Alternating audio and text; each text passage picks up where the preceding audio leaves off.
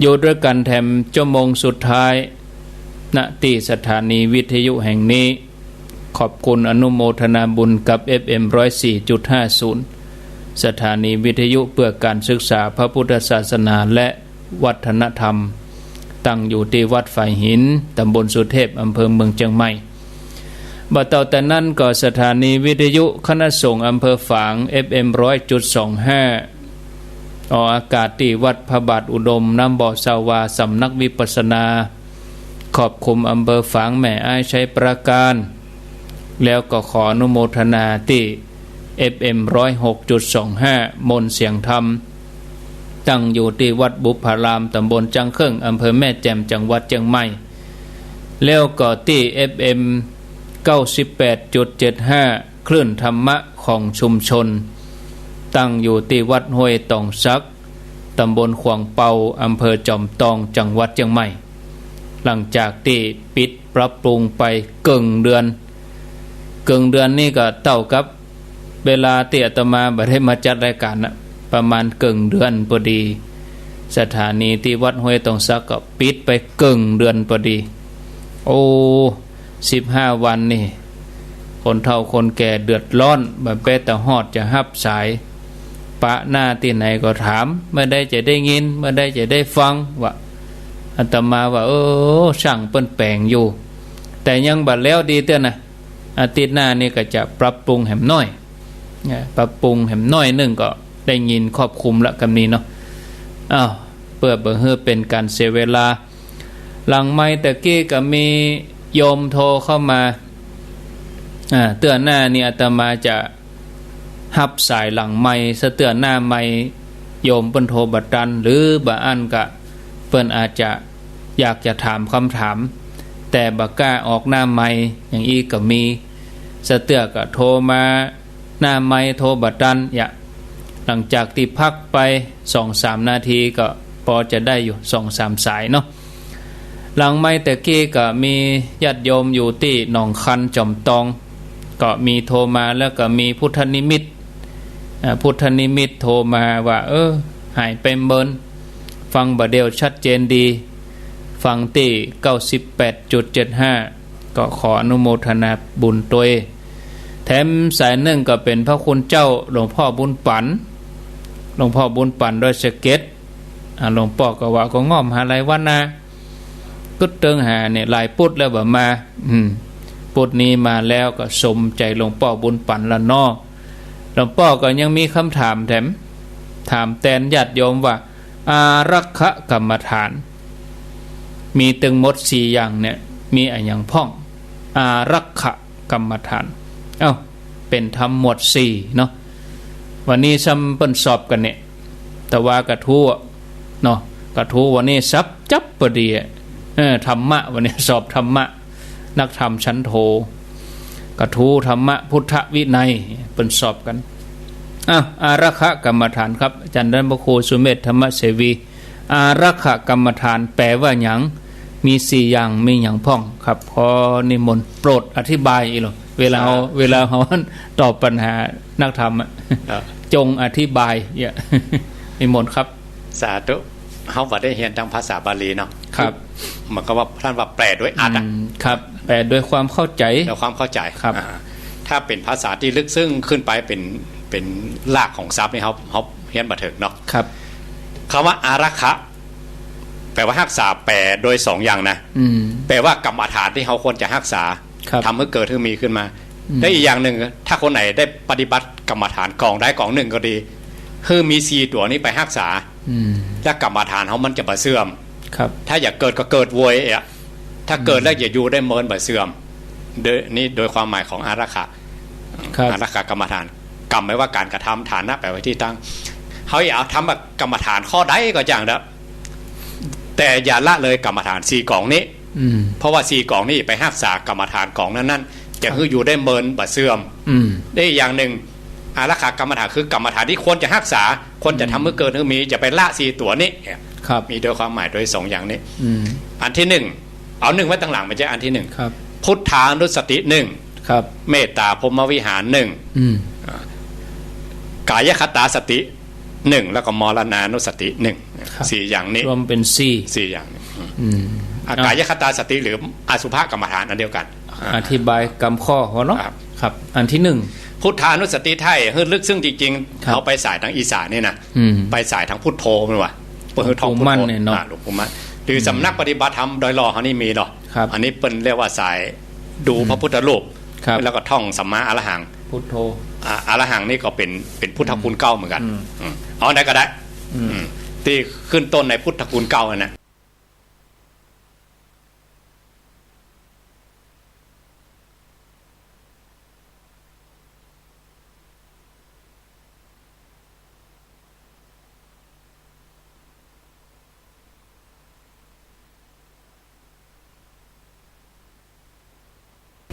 เป็นพุทธคุณเก้าเหมือนกัน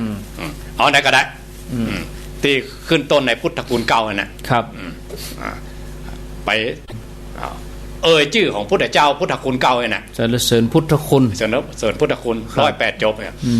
แล้วก็เวลาสรรเสริญคุณของพระพุทธเจ้าครูบาอาจารย์เปิ้นสอนกันมารุ่นต่อรุ่นนะพอมองดูพระบทพระบาทพระธาตุเจดีย์พุทธรูปปางต่างๆที่เป็นสัญลักษณ์ที่ครูบาอาจารย์เปิ้นทำแบบไว้ดีแล้วเนี่ยพอด้วยตานั่นแหละคือตาแล้วก็รับตานึกโมเมเอานะตอนแรกเพิ่นเรียกว่าบริกรรมนิมิตหรอเกิดมาเกิดเพราะว่าพุทธรูปนั่งโจโพอ่ะแล้วมีพระธาตุกันโจโพขึ้นมาต่อหน้าต่อตานะมีว่าโมเมแปลกคลองของใจไว้ก่อนแล้วท่านเทียบอุปมาอีกอย่างหนึ่งว่าเจ้านาเวลาขายน้ำเข้านาเนี่ยเปิ้ลไปเจ้าขุดห้องเบืองหน้าฝนไม่ใช่นะถ้าคนไหนมีนาดังร้อยสะเก็ดสังกะแปงเนี่ยเปิ้ลว่าไปลองเมืองอะไรเนาะแปลว่าขุดน้ำเมืองเปลี่ยนแปลงหน้าเข้าเมืองเนี่ยเพื่อจะเปล่าปากกาก่อนตอนหน้าแรกนะครับไปลองน้ำเมืองก่อนไปน้าฝนมาก็น้าเข้านาเลยอันนี้เหมือนกันให้เข้าถึงพุทธานุสติตัวเนี้ยเขาลองห้องเมืองไว้ก่อนมาเกิดผมว่าโมเมลนั่นน่ะว่าเป็นพุทธรูปก็เป็นพระบทพระบาทพระธาตุเจดีย์นึกเอาก่อนว่าเอาก่อนบริกรรมเอาก่อนนึงกันถามว่าจะไปคล้องของใจอะว่าอยู่นะว่าพุทโธกับพุทโธอรหังกับอรหังอยู่นะว่าเป็นพุทธรูปกับพุทธรูปอยู่นะนั่งโจโพอย่างกะจากที่บอกโมเมมีเพราะว่าไปฮะนะครับขีดคล้องของใจไว้ก่อนเมินไปละที่เขานึกบ่อยๆนึกจนเชี่ยวชาญนึกจนชำนาญทักษะมันเกิดหรอกอนุภาพของท่องธรรมของพระองค์ก็มีจริงอัปปมาโนธรรมโมหรอแล้วก็พุทธานุสติก็เป็นอัปปมาโนเหมือนกันนะครับคุณแก้วสามประการนี้เป็นอัปปมาโนทั้งนั้นหรอเขาก็ใจเขาซื้อว่าขอให้ได้ถึงกุลของพระพุทธเจ้าเด้อโดยอาศัยซื้อพระบทพระบาทพระธาตุเจดีย์นะครับใจซื้อของไปถึงพุทธเจ้าขอพระพุทธเจ้าเป็นตีจังที่เปิดครั้นี้ไม่เป็นนิมิตมาหานิมิตมาแสดงว่าใจเขาสงบแล้วเนอะครับบางคนบ่มีนิมิตแต่มันมาตั้งกลิ่นนี่ก็มีนะกินทูบกินเทียนกินน้ำอบน้ำหอมกินดอกไม้กินอ่อนๆนะครับบางทีมันเป็นว่ามันมาอายตนะละเอียดอตีตานาคตปัจจุปันนังอัจฉตังวาภหิทวาโอราริกังวาสุขุมังวานังวาปณิตังวายังทุเล11ตัวนี่นะครับมันมีตัวละเอียดก็มีตัวยาวก็มีตัวตั้งนอกก็มีตัวตั้งในก็มีนะครับมันโหไม่มาตั้งใดมันมาตั้งหูก็มีตั้งตาก็มีตั้งหูดังก็มีแต่ลมพัดเย็นๆเหมือนคนมาลูบไปก็มีมันจะมีลักษณะหมู่นี้มาเนี่ยเป็นเรียกว่าอุคานิมิตมันจะมาหรอบางคนนั่งมืดทึกแต่มันมาตั้งอื่นมาตั้งเสียงไอ้ก็ไม่นิมิตมาแต่ว่าเขาสวดมนต์มันก็สวดด้วยเขาครับมาด้านใดก็ด้านหนึ่งด้านมันตึงมาบอกตั้งใดเสียงแว่วมีวะมีนะเสียงแว่วกันเนี่ยเพราะว่าเสียงแว่วแต่ตั้งหมอเพิ่นว่าบดีนะเสียงแว่วเนี่ยนะแต่ตั้งทำไม่ดีเขาเอาขยะมาเปลี่ยนทองคำหรอกอันตั้งตาก็มีเป็นสีเป็นแสงเป็นอย่างสภาพมันจะมีมันตึงมาตั้งใดตั้งหนึ่งครับก็โมเมเต็มที่นะจะไปคัดมันใจมันกำลังทำงานนะเขากำหนดให้ดับมันก็ดับนะกำหนดพอไปเลยเอาไปเอาเข้ามันจะเปลี่ยน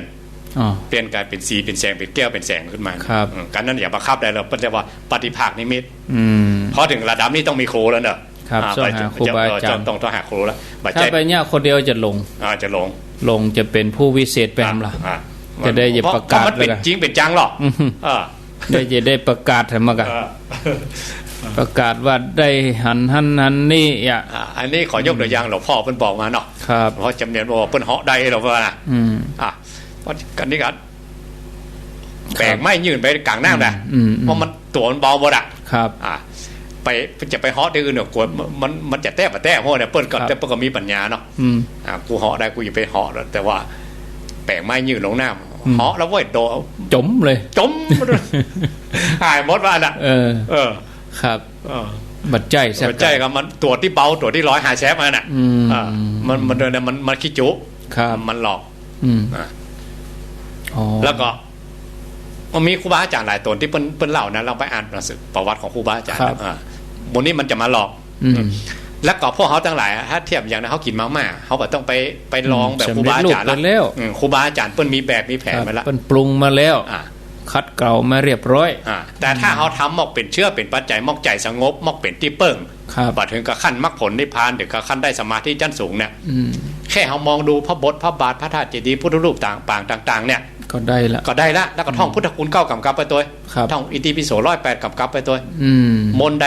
บทใดบทหนึ่งอันนี้เรียกว่าพุทธานุสติหมดอันที่1ครับพอจนเกิดนิมิตขึ้นมาจะเกิดสภาวะขึ้นมาพอเกิดสภาวะโอ้ความมั่นใจอย่างมันมีแล้วหรอกมันปิติอย่างมาเกิดไปหาครูเลยเกิดความฮึกเหิมแล้วใจสู้แล้วใจสู้ละคำเนี้ยเอาเต็มที่แล้วมันเรียกว่าใครหูต่อแล้วสัตทินดียังครับใครต่อแล้วลูกใครต่อแล้วมีที่กาเต็มที่แล้วอันนั้นก็อย่างแรกครับขอยกตัวอย่างหน่อยเนาะครับแม่บงกฎที่ไปสร้างวัดที่อินเดียที่เมืองสาวัตถีนะในบรรดาวัดอินเดียถ้ารวบรวมกันว่าปัตตาวัดแม่บงกฎสักวัดใจโตมโหฬารเจดีย์ใหญ่แต่นครปฐมนี่กันครับโอ้ยิ่งใหญ่อลังการมากๆโอ้ครับเพื่อเกิดตอนใดว่าเกิดสภาวะเนี่ยตอนนั้นมียังเพิ่งจะเกิดลูกน้อยอยู่ว่านะเจ้าของร้านดัดผมไม่นะครับหันเปิ้ลแบกศพอันนี้ไม่ข้อหลังๆนะผ่านหน้าบ้านมาได้สภาวะมันเกิดมาเนี่ยวับขึ้นมาว่าให้ตายอย่างอันเนี้ยสวะหมดแล้วกันเนี่ยล้านดับผลดับเพิ่มยังผัวยังก็เอาแล้วมันเอาไปบวชเลยแต่เพิ่นไม่ใช่บวชโกนผมนะบวชพราหมณ์ปฏิบัติเลยเข้าป่าเข้าดงเลยอันนี้พุทธานุสติเหมือนกันมันจะหันโลกนี้จากแจ๊แพะมานะครับให้ทำไปอย่างเนี้ยครับแต่พระองค์ประกอบมีแต่เหมือนกันนะพระองค์บอกว่าให้หันเป็นเชื่อเป็นให้หันเป็นปัจจัยเครื่องอาศัยไปเป็นคารวะธรรมไปเองว่าธรรมที่เป็นอาคาลิกคือธรรมที่เป็นขั้นเจ้าบ้านนี่ก็มีอนาคาลิกธรรมที่เป็นของนักบวชนี่ก็มีเองนั้นเขาอย่างเจ้าบ้านทั้งหลายเวลาเขาทำเนี่ยทำแค่เจริญพุทธานุสติเป็นเชื่อเป็นปัจจัยคือจุ่มใจให้ใจมีที่เปิ้งอ่ะครับงั้นมันงอมนะเท่ามีสักอย่างเนี่ยแน่นอนกับยิ่งเข้ายิ่งแก่ไปติ๊กสังขารก็ลุไปติ๊กไล่เอาอย่างมาเป่าโคโลกเลยเพราะนั้นมีพุทธานุสติครับเป็นตีเปิ้งตีระลึกเนี่ยแล้วก็กำจัดบาปได้ด้วยนะอย่างสุปฏิทิตาเทพบุตรเนี่ยเปิ้นทำบาปมาศีล5เนี่ยรู้มดมาหรอในตำรามันว่านะอบายมุขทุกข้อเอามดรู้มดเอามดอันอย่างที่มันเป็นบาปไปนะจะหาที่ขาวน้อยเดียวแต่หัวไม่มือนี่หมีว่าน่ะแล้วยังได้ไปเป็นเทวดาเทวบุตรเพราะว่าตอนหลังเปิ้นไปไหว้ไปศาลเนี่ยไปกราบพุทธรูปเนี่ยครับแต่จะว่าเจอพุทธเจ้าอย่างนะเป็นพระพุทธรูปพุทธรูปได้กราบได้ไหว้ได้สาพุทธรูปพอจิตใกล้จะตายทรัพย์ธรรมะปริวัติอาสันนกรรมมันส่วนน้อยก็จะเป็นอย่างนี้แต่กับบุญเปิ้ลนะกับบุญเปิ้ลนะปัจจัยพุทธเจ้าเฮานี่นะพุทธเจ้าองค์ก่อนหมดละครับแล้วก็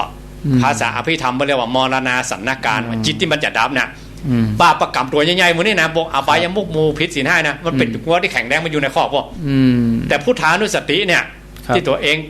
ได้ทำเป็นงัวอยู่ปากข้อขึ้นมาเนี่ยพอจิตดับปุ๊บบุญตัวนี้ได้เสวยก่อนน่ะต้องบุญเก่าตัวถ้ายิ้มใจว่าคนฟังบางท่านก็จะอย่าทำบดีหมดอะไรอย่างใกล้จะตายมากก็ขอฟังขอหันทุเจ้าขอพระทุเจ้าอย่างนี้ก็บ่ได้ก็จะไปหวังลูกฟุกอันนี้เพราะว่าความเป็นเปอร์เซ็นต์น่ะล้านคนอันนี้เป็นหนึ่งในล้านคนก็แล้วกันเนาะเอาไปเกิดบางคนมันเกิดแล้วหรอเนาะจะไปขันพิษอย่างนั้นก็เอาความเป็นเปอร์เซ็นต์มากกว่าถึงวินาทีสุดท้ายอย่าไปแล้วบ่ข อเอาดูเจ้ามานั่งฟัง เอาเทียบหวยกันแล้วกันเทียบหวยว่า100 เลขเนาะมันจะมีเลขหนึ่งที่ถูกนะครับแล้วคน100 คนมาเอาต่างคนต่างหวังเอาต่างคนต่างหวังเอาไปหินจงครับเข้าไปนะมันจะมีคนเดียวนั่นนะครับที่ได้นะแห่ง99 ช่องนั้นเป่าโคกโลกอ่ะสุปฏิทิฏฐาเทพบุตรนี่เปิดเป็นหนึ่งในนั่นเองอ่ะติจิตใกล้ดับต้องมีข้อแม้ตัวไม่ใช่เป็นเหมือนกันหมดทุกคนแต่ถ้าทุกคนนี่อย่างใดเฮ้อทำอาจินกรรมแน่นอนตัวนี้ทำไปใจเนี่ยทำเจอทำบ่อยๆทำเนืองครับเพื่อนอนเนื่องในใจครับอันนั้นเปิ้ลเป็นลูกฟุกหรอนั่นนะลูกฟุกไม่เคยมีนะลูกแต่ว่าบ้าประกรรมมาหายนี่กะต้องเฮือผลอยู่พออากะสัจจรินีเปิ้ลเป็นเทวดาเจริญสวรรค์เนาะเปิ้ลมีหูทิพย์ตาทิพย์แล้วเปิ้ลตรวจสวรรค์นะโอ้ใจแล้วนี่เนาะหันเทวบุตรตัวนี้จะตายเขาว่าเทวดาตายเพราะว่าจุติหรอจะจุติตายแล้วลงมอหกเลยนะนั่นน่ะเพราะบาปกรรมที่ทำมันมาหายต้องฮือผลแน่มันต้องฮือผลนะกะได้รับผลอยู่แล้วเนี่ยได้พวกก็ไปบอกแล้วท่านจะจุติท่านจะตายแล้วนะเช่ามองเลยตอนนั้นวิมานก็มองแล้วมีรัศมีสีแสงมีละกายทิพย์ก็รัศมีก็อัพแสงลงไปแล้วเองอะเอาอย่างไรปุ่นก็โห่เหมือนกันนะปุ่นก็โห่เหมือนกันเราปุ่นก็เป็นปลาเป็นปลาดิบแล้วได้เวลาแล้วก็บอกสุปฏิทิฏฐาเทพบุตรบอกว่าอย่างไรเนี่ยท่านก็มีหูทิพย์ตาทิพย์โห่จานหน้าจานหลังข้าพเจ้าเป็นที่เปิ้งนะเพราะว่าเปิ้งมาได้ต้องไปเปิ้งพระอินทร์ราชาแห่งสวรรค์จันทดาวดึงขึ้นไปแถมปาไปหาพระราชาเพื่อนแหละครับเทวราชอันพระอินทร์เทวราชปรากฏช่วยมาได้มาเนี่ยใดดีปาไปพูดแต่เจ้าเปิ้นไปเตะให้กับถึงหมู่เทวดาทั้งหลายแต่เปิ้นก็ไปฟังตัวคันนี้สุปฏิทิตาเทพบุตรพระองค์ก็เลยมอบธรรมะข้อที่ว่าหน้า39ไปเปิดดูมนต์พิธีหน้า39อัตถิอนัสสาวิจัยโยธัมโมโลเกอนุตตโรถ้าทำกลางๆก็จะบอกอาการามาลาเนนาวาแปลว่าท่านจะบอกไปช่วงระหว่างกลางนั่นเนอะเอกะโดยอนุภาพอย่างสุทธะศีลังสมาทายะธรรมังสุจติตังจเรคือสมาทานศีลบริสุทธิ์ขึ้นมาเปกขโพชังคาอิมเจกันนั่นเป็นโพชโคพอสุปฏิทิฏฐาเทพบุตรสมาทานศีลตั้งใจไว้รักษาศีลนะครับอายุยืนยาวเป็น1 พุทธันดรก็โดยอานิสงส์ทำบทเนี่ยจะทำเพื่อได้เป็นพระนานตาตอน5พุทธเจ้าเป็นเอหิภิกขุอุปสัมปทาอันนี้เป็นบุคคลที่แน่นอนแล้วเนอะเป็นนิยตาบุคคลพระองค์พยากรณ์นั่นแหละเองครับด้วยอย่างโดยเพราะท่านเจริญพุทธานุสตินี่งัวแข่งได้แข่งแรงมันอยู่ในคอกอ่ะอนุภาพธรรมของพระองค์ยิ่งใหญ่ขนาดนั้นออกมาก่อนน่ะแต่ก็อย่างว่าถ้าเปิ้นบ่มีบุญมานักหรือบ่สร้างสมมานักถ้าบ่ได้เจอพระพุทธเจ้าเลยนะก็บ่ได้เหมือนกันก็บ่ได้เหมือนกันต้องลงมรณะไปอบายภูมิทันทีเพราะว่าบาปกรรมตัวเองได้ทำไว้อ่ะครับไปได้อาศัยบุญไปแล้วบุญอสันนกรรมใกล้ตายไปได้เองอ่ะต้องประจวบเหมาะก่อนนะเต็มว่าได้นะนี่เนาะครับแต่ว่ามีบางคนเปิ้นว่านะถ้าบ่ได้ฝึกมาก่อนเนี่ยคนทางใต้ครูบาอาจารย์ไปสอนกันหรอกหรือบ้านเฮาก็มีเหมือนกันนะครับแม่ท่องพุทโธพุทโธน่ะกินโง่ไปติ๊กๆอ่ะมันหันกินโง่ไปปุ้นน่ะมันยุ่งเลยทั้งอันนี้ยุ่งเลยนะอะละหังอะละเป็นอะละหอยไปอ่ะว่าอย่างที่ทำเป็นประจำมันพอบอกไงนะมันไปอ่ะมันไปอย่างนั้นก็ดึงไปพุทโธธัมโมน่ะก็ดึงไปเป็นจิ้นงัวไปอ่ะคนโบราณบ้านนะนี่ผมก็บ่ได้หันนะแต่ปุ้ยเพิ่นบอกมาก็จกเข่าเนาะเวลาใกล้จะตายเนี่ยสิพัดตัวไว้นะสิเป็นปุ่นไปว่านี่ปุ่นคิงแล้วที่ปุ่น5แปลงจีนแล้วเนาะแปลงจีนนะคนหยาดฝาน้ำเล็บเนี่ยแตกหมดถลอกปอกเปิกหมดครับดินล้นก็มีบางคนห้องหาพ่อหาแม่นะพ่ออย่างเพราะมันงอกมันหมีที่เปิ้งโหยหาแล้วกันนั่นนะมรณะภัยกับหิมะต่อหน้าต่อตาเลยแต่ถ้าคนได้ฝึกพุทธานุสติเนี่ยมีตีเปิงแล้วมั่นใจไปดีแน่นอนมาเลยท่านบอกมาเลยมาเลยครับปิดกรรมนิมิตมาเลยครับแล้วตอนนั้นตอนที่จะไปนะชื่อพร่องพุทโธธรรมโมมาได้แล้วนะเพราะอายตนะนี่มันดับหมดแล้วแม่นนะไอ้อย่างที่ตัวเก่าได้สั่งสมมานี่ก็มันจะปรากฏขึ้นมาปรากฏมาเลยมาเลยแน่นอนเลยครับมาเลยนั้นเวลาเฮาไปกินไปตานเฮาทำบุญอะไรอย่างที่ไหนก็เพียรทำไปจำภาพนั้นไว้เนาะเหมือนบันทึกไว้ครับพุทธานุสติแล้วเขาทำเขาละมาได้กะ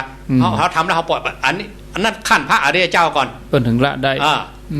บ่ต้องละเอาอันนี้เปิ้นเรียกอนาลโยบเอาอย่างนั้นแต่ว่าเฮานี่ก็เฮาต้องทำเป็นปลาเถยยางนะเป็นปุถุชนเราต้อง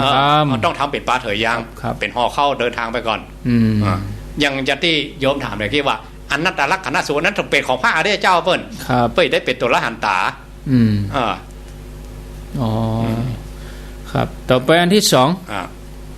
อลักขกรรมฐานอันที่สองเมตตาพรหมวิหารอันแรกคือพุทธานุสติอันที่สองเมตตาพรหมวิหารคำว่าเมตตาพรหมวิหารนี่คือเมตตาเป็นหนึ่งในพรหมวิหารสี่แต่เปิ้นยกมาข้อที่สองคือไม่หนึ่งอะเนาะเมตตากรุณาคือข้อที่หนึ่งเอาลองอธิบายพอเนาะธรรมะเหล่านี้พระองค์ก็ตรัสไว้คือกับพระอานนท์เหมือนกันนะว่าครับสังกโหเนี่ยคือธรรมะที่เชื่อมหากันนะส่งเคราะห์หากันนี่กะบักคัดกันตั้งแต่พระองค์ตรัสรู้ใต้ต้นโพสั่งสอนสัพพะโลกทั้งหลายเทวดาอินพรหมจนพระองค์ถึงจะนิพพานว่านอนครั้งสุดท้ายที่เมืองกุสินาราพระองค์บอกพระอานนท์นะว่าธรรมะที่พระองค์ตั้งแต่ตรัสมาบักคัดกันโยงหากันได้เนื่องหากันได้ส่งเคราะห์หากันได้นั่นบทเมตตาเหมือนกันก็มาบทเมตตาเป็นพรหมวิหารหนึ่งในพรหมวิหารก็ได้โยงมาหาอารักขกรรมฐานนี่ก็ได้อันได้หมดครับการจะแผ่เมตตานี้เอาถ้าหลักสูตรปัจจุบันนี่นะที่หลวงพ่อจรัญวัดอัมพวันเพิ่นจะสอนคือได้หลักไปก่อนมันต้องมีหลักก่อนหรอจะไปแยกไปเลยเองอะแยกไปเลยเพิ่นว่าเหมือนเขาขุดดอยดึงดอยขุดแล้วเป่าโคลงเสียแห้งเปล่ามันไปเสียแห้งเนาะแต่ว่าถ้าองค์คำมันอยู่ตรงหน้าครูบาอาจารย์ไปจี้ว่าองค์มันคำอยู่นี่เนาะเอาตรงหั่นเลยบุตรขลักก็ซอกเดียวก็ได้ละมันมีอยู่เนี่ยครับแต่ว่าถ้าเขาเอาบะจ้างอ่ะมันก็บะปะไปเอาขุดดอยดึงดอยมันก็ดึงมาได้ว่ามันเอาบะจ้างหูตี้เอาตัวหูตี้อย่าเอาอย่างใดหูจุดตัวมีรักมันว่ามีรักครูบาอาจารย์ไปบอกไว้อันที่สามกายคตาสติหรืออสุภกรรมฐานอันเดียวกันพิจารณาอย่างจะอันนี้มันจะโยงไปหมดเลยนะเป็นแต่ว่าธรรมะที่จะโยงหากันเรียกว่ากายคตาสติ14ข้อมันจะโยงมาหากันเนาะเนี่ยโยนมาหาสติปัฏฐานกายตัวเองอะมีลมหายใจ1อิริยาบถใหญ่1อิริยาบถย่อย1อาการ32 1ธาตุ4 1อสุภะ10หรือป่าชาเก่าเนี่ยโยงมาหาการในเรื่องอสุภกรรมฐานอันเดียวกันคือพิจารณากายนี่เนี่ยและอันสุดท้ายเรียกว่ามรณานุสติครับอันนี้จะอารักขาสัมปทาจะได้เป็นนั้นอารักขกรรมฐานเป็นมรณานุสติเนี่ยอ๋อครับเพิ่นนึกเสมอว่าเขาจะต้องตายอ่ะเอากรรมหายมีต้นแบบเหมือนกันหรอที่ดาช่างทองหูคนหนึ่งกับที่พระองค์บอกพระอานนท์ว่าพระอานนท์นึกถึงความตายมันกี่เตื่อยอ่ะพระอานนท์ก็บอกว่าวัน5-6 เดือนพระองค์ว่าประมาทปอต้องเอานักกว่านั้นเนี่ยครับนักเพราะบงมกใดอ่ะก็เอาทุกลมหายใจเข้าออกนะลมหายใจเลยแต่อันนั้นเป็นของพระอริยเจ้าเนาะแต่เขาฮึ่งนึกบ่อยๆวันหนึ่งคนจะนึกสักกิจใจสักกรรมเองอ่ะถ้ามีเฮาในโลกนี้เนาะถ้าเขาบันนึกตัวนี้นะมันจะเปิงนะมันบาปกรรมมันก็อย่าทำไหม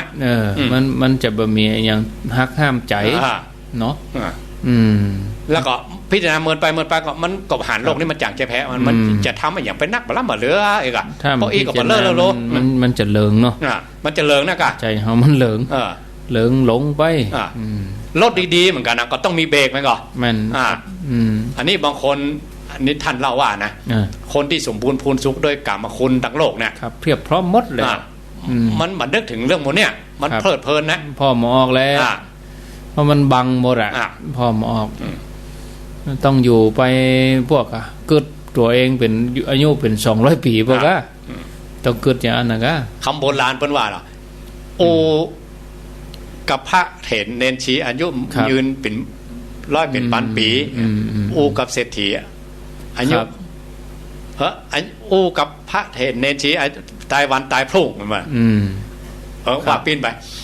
อูกับเศรษฐีเนี่ยอายุยืนเป็น100 เป็นพันปีอายุอูกับเถรกับชีตายวันตายพรุ่งเพื่อเขาโป่งอย่างเดียวอูกับมูเศรษฐี ลองอู้กับคนที่ขายรถยนต์เนาะผ่อน72 เดือนผ่อน48 เดือนเนี่ยมันกี่ปีอ่ะครับ7 ปี8 ปี5 ปี6 ปีแล้วก็อู้กับหมู่บ้านจัดสรรผ่อน30 ปีเนี่ย20 ปีก็มีปลดโทษก็นึกว่าดอกเก้าบาตายใช่ไหม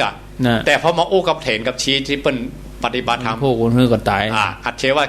กิจมาตาพังหรอกมาได้เนอความตายมาใกล้เฮาทุกวันก็มีเหมือนกันไปเตะตีหนึ่งเตะไปเตะเรื่อง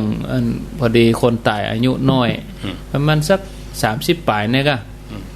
เตะเรื่องความแบบประมาทในชีวิตในวัยฮื้อปงไงก็เตรียมพร้อมพอดีเขาหงขัวไว้ใกล้ทางหลังฮะมาฟังตู้เขาไปได้กินอย่างหู้นั่นก็บ่ได้อย่างเช่นยังอะไรเขาก็เขาเนี่ยของเขาเนาะคือเจ้าบ้านเขาเนี่ยของเขาก็หวังว่าทำงานเขาก็ต้องมีกินมีใจหิหามาก็ต้องได้กินได้ใจสิ่งที่เขาหิหามาแต่เวลาเขาทำมาคือเขาโป่งอย่างบางทีเขาก็ทำใจยากแต่มันแบบยากที่จะทำนะแต่เขากึดยากเรื่องของเรื่องคือเขากึดยากเวลามาฟังเขาบรรยายฟังธรรมเนี่ยเขากึดว่าเฮือได้สะเฮือได้วางอย่างโมดบางคนถึงขนาดว่าถ้าฟังตู้มดพายจะใส่บาตรเฮือกินถ้าอาจารย์นี้อาจารย์นี้ใหญ่ๆถ้าโดนสภาพนี้ถ้าอาเรเจ้าเป็นยิ่งกว่าเขาทั้งหลายครับนางวิสาขาเพิ่นยังมาคัดโลกอ่ะเพิ่นยังมีลูกเป็นสาวมั้ยหรอฉะนั้นน่ะอนาถาบิณฑิกะเศรษฐีพวกองค์ก็ยกย่องว่าเป็นพระอริยเจ้าแล้วนะเป็นคฤหัสถ์ก็เพิ่นยังเป็นเศรษฐีเหรอเพิ่นยังหาเวลาได้แต่คนเหล่านี้เขาคงจะบ่คิดจะหาเวลามาปฏิบัติแล้วเนาะลงกันไปเรื่อยๆถ้าอีนี่เฮามาต้องเตะต้องสอนอย่างตราบใดที่เขาโดนไม่แท้เคียนพุ่นน่ะถึงสภาวะตอนที่เขาปะพุ่นนะภัยเป็นตัวอย่างอย่างนางปตาจารากับนางกีสาโคตมีน่ะชัดเจนเลยโอ้อย่างตุว่าแต่รู้อย่าเพื่อถึงตอนนั้นมันสายเสียแล้วสายไปเสียแล้วอย่าและความเท่านี่มันจะบอกให้ไผ่พ่องแล้วมันจะรอเขาก่อยอีกอ่ะถ้าเอาบัดได้แล้วนะมันเครื่องมือมันรู้นี่นะแต่เขาเกิดว่าเขาบัดเท่าอ่ะอย่างคนหนุ่มคนเก่าเขาจะมองออกว่าอาจารย์มองออกว่าชีวิตสังขารนี่มันบัดเตี่ยงเนี่ยมันเปลี่ยนแปลงไปตลอดเวลาเขากำลังม่วนอยู่อ่ะเนอะเขากำลังม่วนงันสันเล่าเขากำลังมีความสุขของเขาอยู่เขาจะหู้ว่าวันใดวันหนึ่งเขาจะเท่าอ่ะคืออันนี้ยังปกตินะแต่ถ้ามันลัดคิวเนี่ยมันซ้ำไปใหญ่นะว่าไปเลยอาจารย์ไม่ว่าไปเทศที่มูลัดคิวอ่ะนี่อายุ10 ปลายนั่นก็อันรถเครื่องใหม่ปิดค้นหัวใจพ่อแม่เลยโอ้ซื้อวันเกิดลูกเนาะวันเกิดลูกก็แค่ได้รถเครื่องใหม่พ่อแม่ก็ตัวใจขี่ไปกับบ่มเลยอายุ10 ปลายอ่ะแล้วเป็นลูกคนเดียวอ่ะคือเตะหรือบ่สนใจเนี่ยเตะยังได้ก็จังพานักเตะเนี่ยก็จังให้ช่องหน้าหั่นเลยไผไปเตะก็ได้คือบ่รับอย่างสักอย่างเลยอ่ะเป็นลมแล้วเป็นลมแหมอันนี้คือบิดค้นหัวใจคือถ้าได้ทำใจแต่แรกว่าทุกสิ่งอย่างมันมีการพัดภาคเป็นธรรมดาเนาะถ้าอาจารย์ได้อ่านชาดกที่เป็นเจ้านะครับถ้าตามภาษาบ้านเขา5ว่าแล้วอย่างเนาะมันต้องเป็นอย่างเพิ่นก็บ่เศร้าบ่โศกอย่างของเขากันนั้นเกี่ยมไว้มันตึงหนีอ่ะบ่มีความเศร้าหยังแต่บางคนก็ว่าคือกันนะคนที่เปิ้นทำใจได้ในบางทีไปเทศบางงานนะเปิ้นมาต้อนรับเฮาอู้จาปกติโอ้พอนะแม่มันตายยังไข้ห่วงอยู่อ่ะบางคนก็ว่าอีกก็มีเนี่ยเพิ่นว่าโลกธรรมะที่มาคัดกันนะเปิ้นมาอู้มาหยังเปิ้นรับแขกเปิ้นบ่เศร้านะแล้วขอรักถามโยมบ่เสียใจก็เสียใจก็แต่เกียมไว้แล้วนี่ในคนนี้เขาธรรมะแต่คนที่พอเปิ้นเนี่ยป้อมันตายถึงคนเขาอู้กันนะอู้ถึงเจ้าบ้านป้อตายถึงคนยังบ่เศร้าบ่หยังแต่ที่เขาจะเกิดถึงธรรมะที่มีในตัวเปิ้นเนาะเปิ้นมีธรรมะเปิ้นข่มใจได้แล้วก็ต้องย้อนพอตัวเก่านั่นแหละธรรมะบางเรื่องนะพระองค์ถึงบอกว่าเป็นปัจจัตตังอ่ะถ้าไปอู้คนอื่นไปอวดคนอื่นหรือว่าไปแสดงออกอย่างเงี้ยมันคัดโลกหรอแม่นมันได้ อย่างอู้เรื่องตายอ่ะมันยิ่งออกอากาศอ่ะได้บางเรื่องนี่ก็ต้องเป็นปัจจตังนะพูดได้เฉพาะตนเนี่ย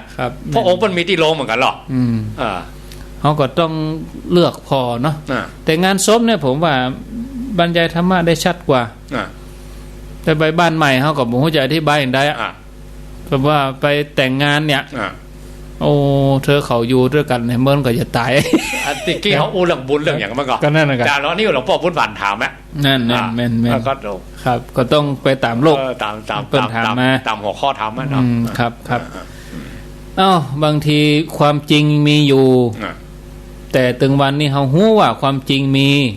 ก็พยายามจะหนีความจริงเหล่านั้นความจริงที่ว่าทุกสิ่งอย่างในโลกนี้เปลี่ยนแปลงเป็นธรรมดาเกิดขึ้นมาแล้วก็จะต้องพลัดพรากจากกันไปในที่สุดคนเฮาบ่สามารถที่จะอยู่มั่นคงจนถึง100 ปีได้อ่ะนี่คือความจริงแต่ว่าบางทีเขาตั้งหลายก็บ่ยอมรับความจริงบ่ยอมรับความจริงตัวนี้อยากจะอยู่โลกนี้ไปเมินๆแต่ความจริงแล้วมันบ่ใช่เนาะแต่ตอนที่เอาบ่จบจ้ะนิมนต์ตอนที่ตัวเองร่างกายแข็งแรงยังหนุ่มยังกังเลยมีลูกเต็มบ้านมีหลานเต็มเมืองให้หัวกันเศร้าๆนะเราชอบนะชอบใจอ่ะชอบใจอ่ะหมดงานกันนะแอลหั่นแอลนี่ไปปิดครอบเป็นครัวกันหรอมีความสุขครับแต่พอตัวเองพลาดผ่ากันอยากให้คนอื่นมาปลอบใจแล้วเนาะนั่นหาปีหาน้องพอใต้พอเหนือแล้วหรอเงาแล้วหรอครับตอนแรกเนี่ยนะย่อมพอไอ้ปนว่าคนที่มันกึศแต่เรื่องภายในครอบในครัวแต่เก่านะพอเกิดการพลาดผ่าคนนั้นยังไม่เอาหาเนี่ย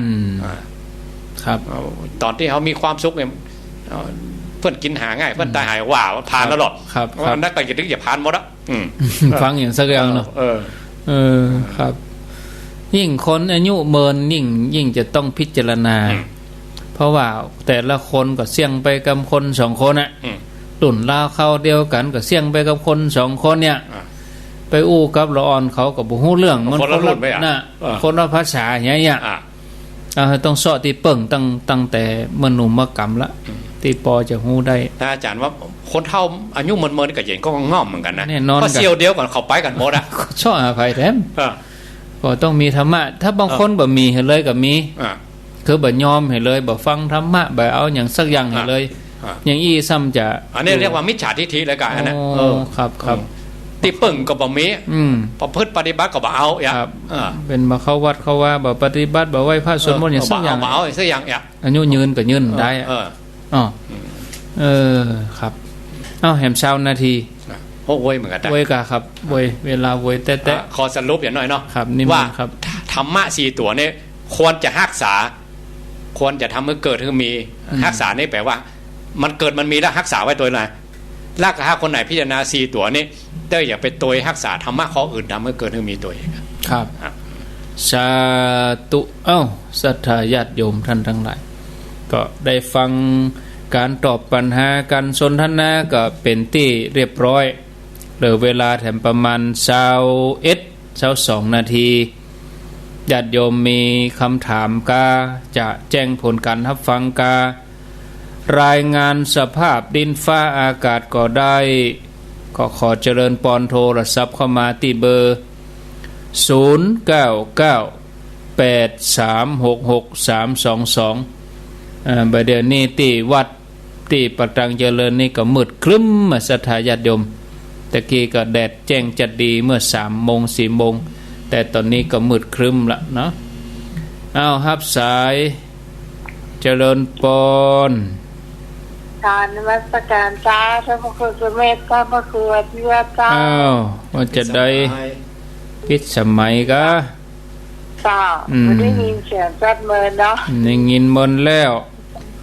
มาแล้วด้วยกันพัดเมินจ้าเนาะก็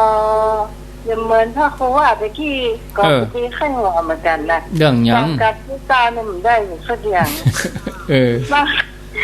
บางคนก็จะเป็นเนี้ยอันแต่นะจ้าเคยมีเนาะ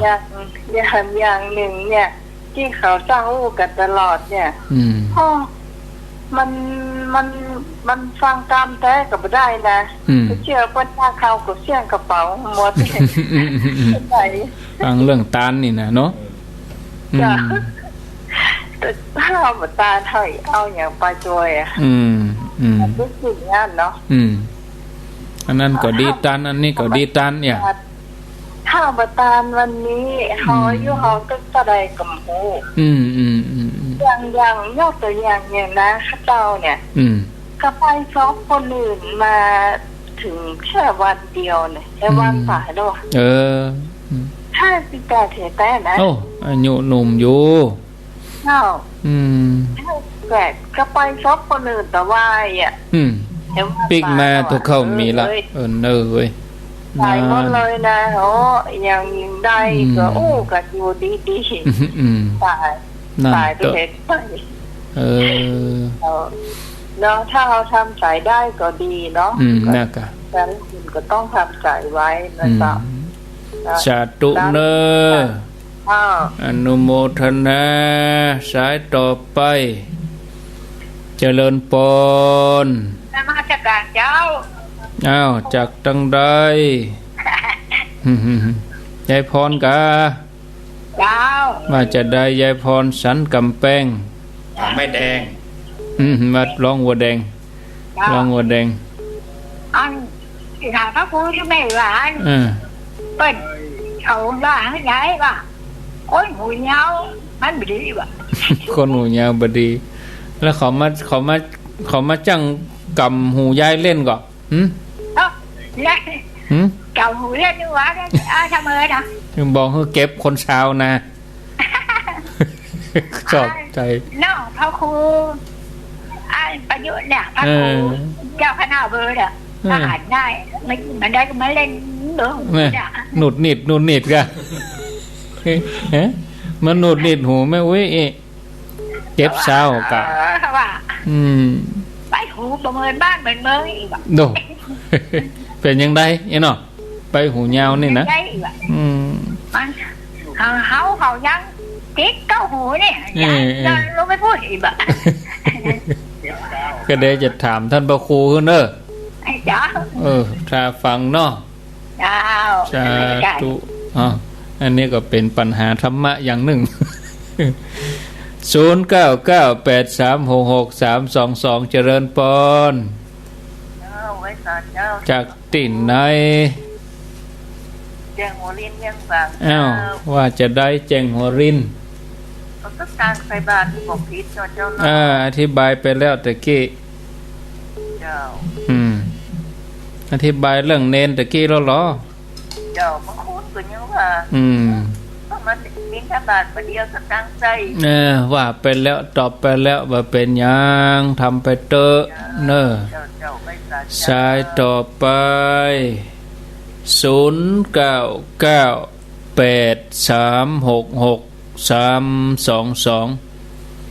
เดือนตุลา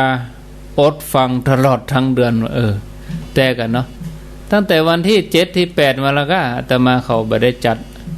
7-8 ตุลาจนฮอดสิ้นเดือนจนฮอดแล้วกฐินเนาะเจริญปนเจ้าว่าแต่เจ้าจากที่ไหนตะโจกเจ้าตะโจกได้ยินแล้วกะตะโจกได้ยินเจ้าแกได้ยินวันนี้แต่ลอยไปลอยมากกว่าแป๊ะเตี้ยแม่หลวงปั้นกะเจ้าได้ยินได้ยินทีก็ได้ดึงเสาก็ไหมมาได้ดึงจ้ะใส่แจวเลยเนาะใส่แจวเลยก็เจ้าใส่แจวเลยกันนี่ได้ยินแล้วกำลังจ่ายด้วยกันเด้อโอทนาเริ่มมันล้ำตาลี่มากำน้อยอีกอย่างแควนเจริญปนมาใหม่ก็อาทิตย์หน้านี่ก็จะพยายามปรับระบบออกอากาศให้ได้เกินมอกน้ำบ่อหลวงนี่นะศรัทธาญาติโยมเนื่องจากว่าในโซนแม่วางสันปะตองเขาก็ยังมีที่สี่ปันเงินยังมีที่ 89.5 ส่วน104นี่ก็ส่งมาถึงแถววันราชพฤกษ์เนาะแถวเนี้ย ดอยคำอุทยานแห่งชาตินี่นะศรัทธาญาติโยมสายใต้เฮาแต่ก็บ่ดํได้ยินเดี๋ยวนี้ก็ได้ยินทีได้ยินดีขึ้นมาพ่องเจริญปอนเจริญปอนติดแล้วจากที่ไหนไว้สาเจ้าโทนอยากไหนจากกลางเวียงเจ้ากลางเวียงแม่ชูแสงแม่ชูแสงกะเจ้าแม่ชูแสงเจ้าชูแสงอยู่ในเวียงโดนอุบัติเหตุรถชนเมื่อวันที่19ตุลาเนี่ยเจ้านั่นแหละโยมก็ได้ปฏิบัติเนาะก็ภาวนาพุทธนิยมโยมจะเดินจงกรม108 เมตรไงค่ะเดินจงกรม108 เมตรอิติปิโส108 เมตรแล้วก็อิติปิโสพุทธคุณธรรมคุณสังฆคุณมันเต็มหมดเลยนะคะเนี่ยทำให้จิตใจโยมนิ่งขนาดเลยอ่ะท่านเจ้าแบบพูดสิ่งดีๆนี่เนาะมันถึงพูดอย่างบัดเต้าเลยถ้าโยมปลดเดินได้ละเนี่ยนี่นะจากที่บอกช้ำไปหมดนะคะคุณหมอบอกว่าเลิกว่ะหรือว่าโยมจะแถมเดือนธันวานี่จะ70แล้วเนาะค่ะเจ้าหมอเคล็ดเลยเนาะนี่หมดเป็นนะตุลานี่ดีใจดีมากคุณงามความดีขององค์พระสัมมาสัมพุทธเจ้าตอนเจ้าอันนี้นี่นะท่านคุ้มครองเด็ดแท้เลยเนี่ยที่โยมได้บำเพ็ญมานี่โยมมาสืบใจเลยนี่ใจนิ่งค่ะใจปฏิบัติโยมใจนิ่งมากเลยทำได้กี่ปีละเริ่มตั้งแต่อายุเท่าใดแม่จ๋าเริ่มตั้งแต่พศ41ละค่ะ41เจ้าต้องมาพศ41เลยโยมก็กินเจมา20 กว่าปีนั้นเลยเจ้าเจว่าเป็นธรรมศีล5เนี่ยเอาวันพระก็ศีล8เลยดีไปวัดวันพระนะคะโอ้อนุโมทนาเตเนอร์สาธุโดยที่ว่าคุณงามความดีเนาะแต่โยมของผมมีครอบครัวแต่ลูกหลานเลี้ยงมันกำลังใจหมดเลยดีแล้วรวยนะเจ้าศีลธรรมรวยเลยคือคุณงามความดีทั้งหลายเนาะเนี่ยโยมว่าคุณงามความดีทั้งหลายนี่แหละถ้าคุ้มครองเขาที่คือเขาทดแทนเขาเนาะเอาว่าโอ้โยมก็ดีใจว่าโอ้เนี่ยที่เป็นห้องว่าฟ้าหลังฝนก็เจ้าโอ้ทุกข์ไปทุกอุบัติเหตุโยมนึกว่าโยมจะตายแล้วนะโยมว่าโอ้ในเมื่อบัดตายเจ้าก็เอาจะยิ่งต้องเห่งทำเนาะยิ่งกว่านี้จนจะสิ้นลมหายใจ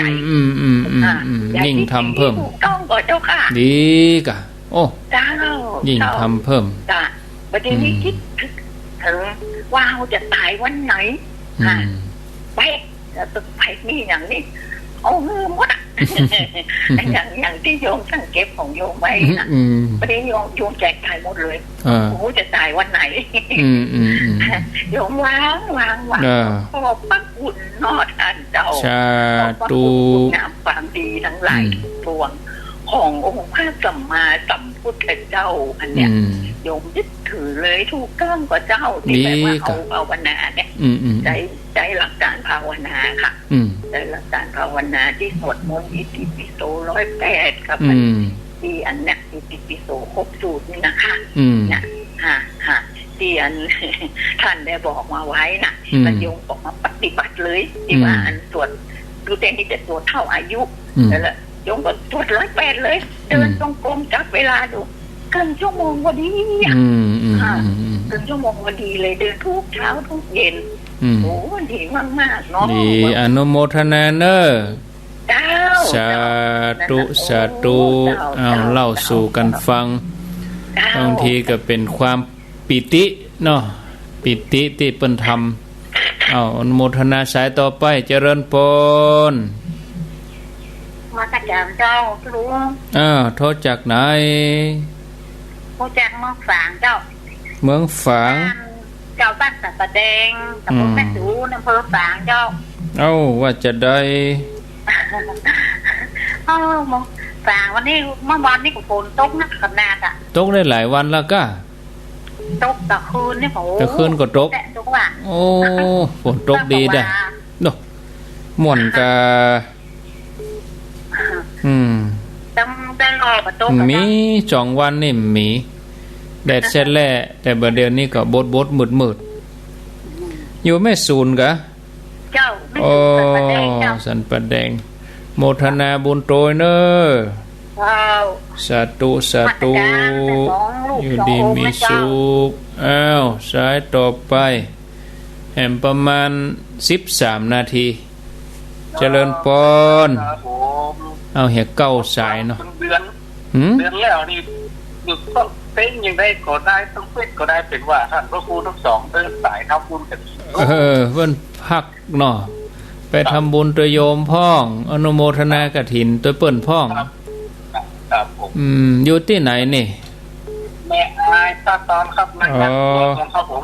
แม่อายเหมือนเดิมคนขับรถผมครับคนขับรถเข้าภาษาที่ผ่านมาที่ท่านพระครูสุเมธคนแนะนำว่าถ้ามีเวลาสวดธรรมจักรสวดมาได้เป็นภาษาสักคำครับได้หนังสือมานี่มันเข้าประกลางภาษานะครับปลดเลยกลางหนังสือว่าเลยก็นะครับกลางตรวจไปก็คือมันพอคือเขาได้หนังสือมาเนาะมันก็เลยเลยกลางว่าเราไปได้เต็ม3 เดือนสักแก้เอาใหม่ครับเป็นยังดีครับผมภาษาก็หาเวลาว่างก็สวดได้อยู่ครับผมโมทนาสายต่อไปสายที่8เอาเหี่ยเก้าท่านเจริญพรไหว้สาเจ้าโทรจากดังใดเตี้ยเจ้าศพเตี้ยได้ยินทีแล้วกะแม่เจ้าได้ยินทีแล้วเจ้าศพเตี้ยจอมตองเจ้ากับอันเดิมอันเก่าอันใดชัดกว่ากันอันนี้ชัดกะอันนี้ชัดขึ้นเนาะนี่ชัดขึ้นเจ้าแม่ได้ดึงเสาก็ได้ดึงเสาวิทยุไม่ได้ดึงเลยเจ้าได้ดึงเลยเนาะเจ้าใส่ปิ้งเลยกะเจ้าใส่เลยเจ้าโมทนาเนอะเจ้าไว้สาเจ้าศพเตี้ยจอมตองสายสุดท้ายขณะนี้เวลา 16 นาฬิกา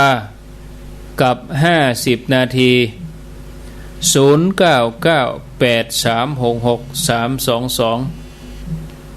เจริญปอน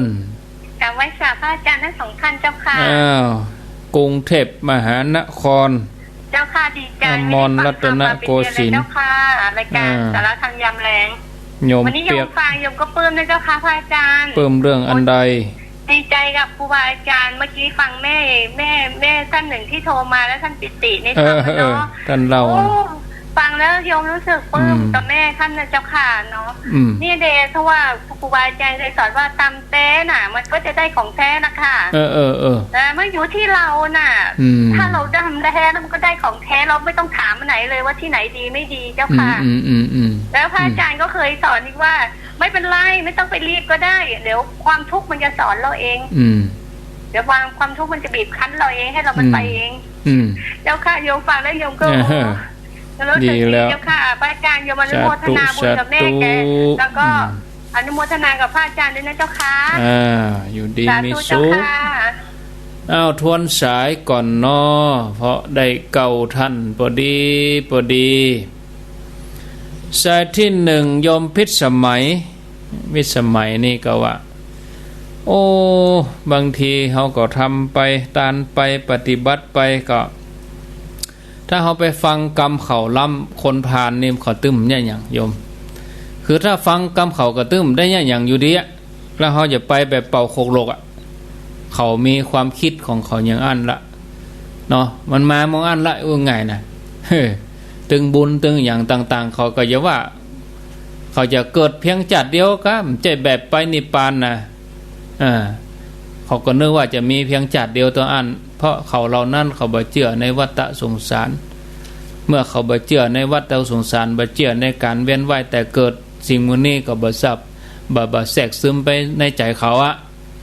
เพราะฉะนั้นก็ยกให้เขาปล่อยให้เขาเ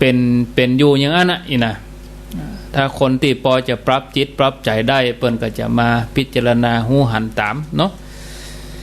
สายที่สองก็ยายพรสันกำแพงสายที่สามเจงโหรินสายที่สี่ตาโจกแม่หลวงปันสายที่ห้าอันนี้แม่ชูแสงได้เล่าถึงเกี่ยวกับมีอุบัติเหตุมาเมื่อต้นเดือนตุลาก็นึกว่าโอ้อายุแม่จะ70แล้วก็สุขภาพร่างกายถ้าบ่ไหวให้กล้าโอ้หมอว่าเคล็ดเดี๋ยวนี้เตียวได้แล้วอันนี้ส่งจากการเดินจงกรมพ่องอันนี้ส่งจากการได้ไหว้พระสวดมนต์พ่องเนี่ยหลายท่านที่ฟังอยู่ก็บางท่านมันจะได้หยังเนี่ยเดินจงกรมมันได้หยังไหว้พระมันได้หยังก็คนที่เปิ้นทำจริงเปิ้นปฏิบัติจริงเปิ้นได้รับผลอย่างโยมวัดตะกี้อย่างโยมเปียกวัดตะกี้บางคนเปิ้นได้ผลแล้วเปิ้นก็อยากจะอู้เนี่ยอาตมาภาพขอจัดรายการก็อยากจะให้ญาติโยมเขาแลกเปลี่ยนกันนี้คนที่เปิ้นโทรมาเนี่ยอาตมาเขาก็บ่ได้ฮู้จักเปิ้นหน้าตาเปิ้นอย่างใดเมื่อเปิ้นฮู้ว่าปฏิบัติแล้วได้รับผลจริงก็เอามาเล่าสู่กันฟังแบ่งปันเผื่อคนที่ลังเลอยู่คนที่ยังตัดสินใจเตื้อจะทำดีกับทำดีก็เปิ้นก็จะมีใจลิงลู่มาตั้งนี้ก็อนุโมทนาด้วยเนาะเมืองฝางอันนี้แม่ศูนย์สายที่7ก็แม่อายคนขับรถสายที่8ศพเตี้ยจอมตองสายที่9กรุงเทพมหาน